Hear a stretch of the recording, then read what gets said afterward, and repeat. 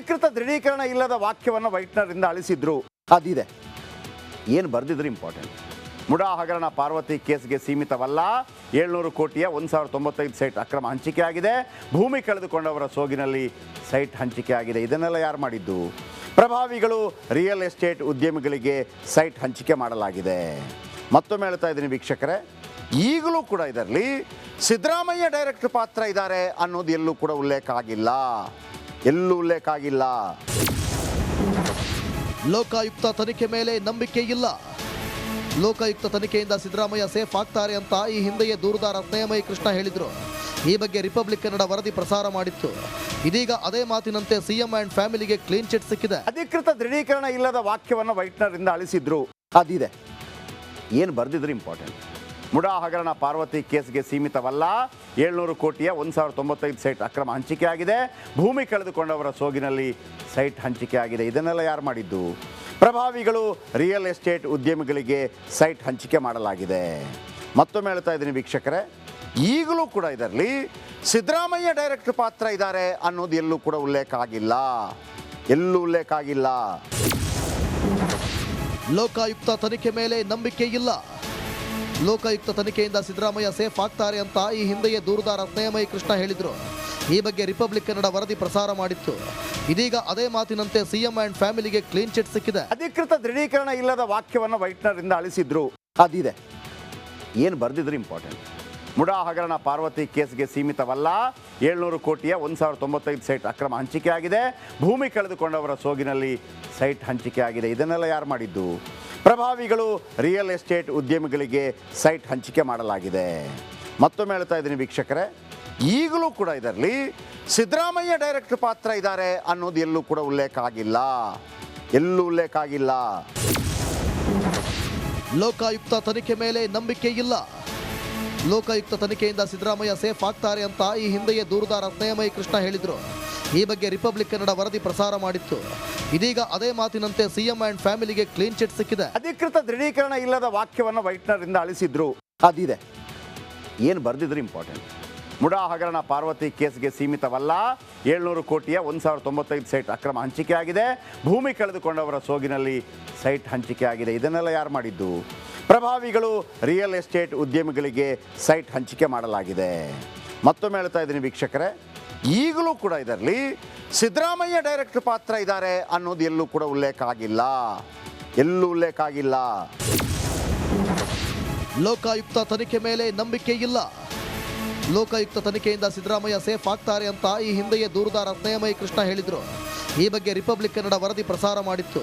ಇದೀಗ ಅದೇ ಮಾತಿನಂತೆ ಸಿಎಂ ಅಂಡ್ ಫ್ಯಾಮಿಲಿಗೆ ಕ್ಲೀನ್ ಚಿಟ್ ಸಿಕ್ಕಿದೆ. ಅಧಿಕೃತ ದೃಢೀಕರಣ ಇಲ್ಲದ ವಾಕ್ಯವನ್ನು ವೈಟ್ನರಿಂದ ಅಳಿಸಿದ್ರು. ಅದಿದೆ. ಏನು ಬರೆದಿದ್ರು ಇಂಪಾರ್ಟೆಂಟ್. ಮುಡಾ ಹಗರಣ ಪಾರ್ವತಿ ಕೇಸ್ಗೆ ಸೀಮಿತವಲ್ಲ. 700 ಕೋಟಿಯ 1095 ಸೈಟ್ ಅಕ್ರಮ ಹಂಚಿಕೆ ಆಗಿದೆ. ಭೂಮಿ ಕಳೆದುಕೊಂಡವರ ಸೋಗಿನಲ್ಲಿ ಸೈಟ್ ಹಂಚಿಕೆ ಆಗಿದೆ. ಇದನ್ನೆಲ್ಲ ಯಾರು ಮಾಡಿದ್ದು? ಪ್ರಭಾವಿಗಳು, ರಿಯಲ್ ಎಸ್ಟೇಟ್ ಉದ್ಯಮಿಗಳಿಗೆ ಸೈಟ್ ಹಂಚಿಕೆ ಮಾಡಲಾಗಿದೆ. ಮತ್ತೊಮ್ಮೆ ಹೇಳ್ತಾ ಇದ್ದೀನಿ ವೀಕ್ಷಕರೇ, ಈಗಲೂ ಕೂಡ ಇದರಲ್ಲಿ ಸಿದ್ದರಾಮಯ್ಯ ಡೈರೆಕ್ಟ್ ಪಾತ್ರ ಇದ್ದಾರೆ ಅನ್ನೋದು ಎಲ್ಲೂ ಕೂಡ ಉಲ್ಲೇಖ ಆಗಿಲ್ಲ. ಎಲ್ಲೂ ಉಲ್ಲೇಖ ಆಗಿಲ್ಲ.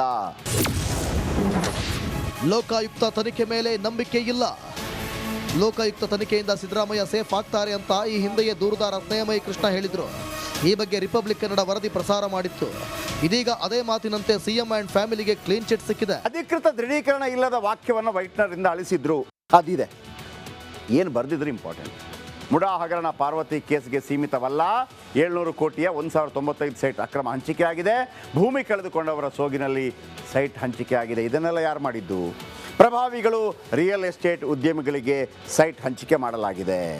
ಮತ್ತೊಮ್ಮೆ ಹೇಳ್ತಾ ಇದ್ದೀನಿ ವೀಕ್ಷಕರೇ, ಈಗಲೂ ಕೂಡ ಇದರಲ್ಲಿ ಸಿದ್ದರಾಮಯ್ಯ ಡೈರೆಕ್ಟ್ ಪಾತ್ರ ಇದ್ದಾರೆ ಅನ್ನೋದು ಎಲ್ಲೂ ಕೂಡ ಉಲ್ಲೇಖ ಆಗಿಲ್ಲ. ಎಲ್ಲೂ ಉಲ್ಲೇಖ ಆಗಿಲ್ಲ. ಲೋಕಾಯುಕ್ತ ತನಿಖೆ ಮೇಲೆ ನಂಬಿಕೆ ಇಲ್ಲ. ಲೋಕಾಯುಕ್ತ ತನಿಖೆಯಿಂದ ಸಿದ್ದರಾಮಯ್ಯ ಸೇಫ್ ಆಗ್ತಾರೆ ಅಂತ ಈ ಹಿಂದೆಯೇ ದೂರುದಾರ ಸ್ನೇಹಮಯಿ ಕೃಷ್ಣ ಹೇಳಿದ್ರು. ಈ ಬಗ್ಗೆ ರಿಪಬ್ಲಿಕ್ ಕನ್ನಡ ವರದಿ ಪ್ರಸಾರ ಮಾಡಿತ್ತು. ಇದೀಗ ಅದೇ ಮಾತಿನಂತೆ ಸಿಎಂ ಅಂಡ್ ಫ್ಯಾಮಿಲಿಗೆ ಕ್ಲೀನ್ ಚಿಟ್ ಸಿಕ್ಕಿದೆ. ಅಧಿಕೃತ ದೃಢೀಕರಣ ಇಲ್ಲದ ವಾಕ್ಯವನ್ನು ವೈಟ್ನರಿಂದ ಅಳಿಸಿದ್ರು. ಅದಿದೆ. ಏನು ಬರೆದಿದ್ರು ಇಂಪಾರ್ಟೆಂಟ್. ಮುಡಾ ಹಗರಣ ಪಾರ್ವತಿ ಕೇಸ್ಗೆ ಸೀಮಿತವಲ್ಲ. 700 ಕೋಟಿಯ 1095 ಸೈಟ್ ಅಕ್ರಮ ಹಂಚಿಕೆ ಆಗಿದೆ.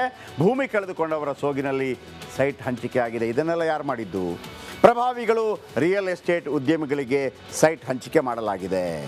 ಮತ್ತೊಮ್ಮೆ ಹೇಳ್ತಾ ಇದ್ದೀನಿ ವೀಕ್ಷಕರೇ, ಈಗಲೂ ಕೂಡ ಇದರಲ್ಲಿ ಸಿದ್ದರಾಮಯ್ಯ ಡೈರೆಕ್ಟ್ ಪಾತ್ರ ಇದ್ದಾರೆ ಅನ್ನೋದು ಎಲ್ಲೂ ಕೂಡ ಉಲ್ಲೇಖ ಆಗಿಲ್ಲ, ಎಲ್ಲೂ ಉಲ್ಲೇಖ ಆಗಿಲ್ಲ.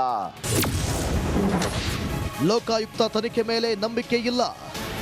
ಲೋಕಾಯುಕ್ತ ತನಿಖೆಯಿಂದ ಸಿದ್ದರಾಮಯ್ಯ ಸೇಫ್ ಆಗ್ತಾರೆ ಅಂತ ಈ ಹಿಂದೆಯೇ ದೂರುದಾರ ಸ್ನೇಹಮಯಿ ಕೃಷ್ಣ ಹೇಳಿದ್ರು.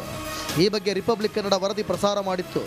ಇದೀಗ ಅದೇ ಮಾತಿನಂತೆ ಸಿಎಂ ಅಂಡ್ ಫ್ಯಾಮಿಲಿಗೆ ಕ್ಲೀನ್ ಚಿಟ್ ಸಿಕ್ಕಿದೆ. ಅಧಿಕೃತ ದೃಢೀಕರಣ ಇಲ್ಲದ ವಾಕ್ಯವನ್ನು ವೈಟ್ನರಿಂದ ಅಳಿಸಿದ್ರು, ಅದಿದೆ.